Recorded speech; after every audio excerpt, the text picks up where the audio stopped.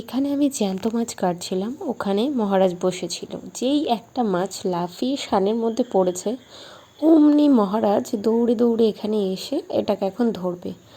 ওর একটুও ভয় নেই যে এটা জ্যান্ত লাফাচ্ছে, ও একটু একটু ভয় পাচ্ছে, আবার ওটাকে ধরছে। প্রথমে একটু টাচ করে দেখে নিল যে ধরা যাবে কি না।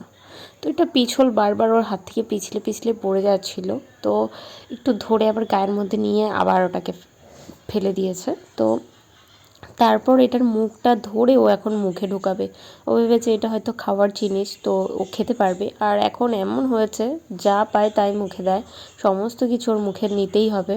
তো এটা লাফাচ্ছিল, প্রথমে একটু ভয় পেয়ে শিউরে উঠেছে, তারপরে আবার ওটাকে ধরার জন্য ট্রাই করছে যে ধরি কি ধরবে না।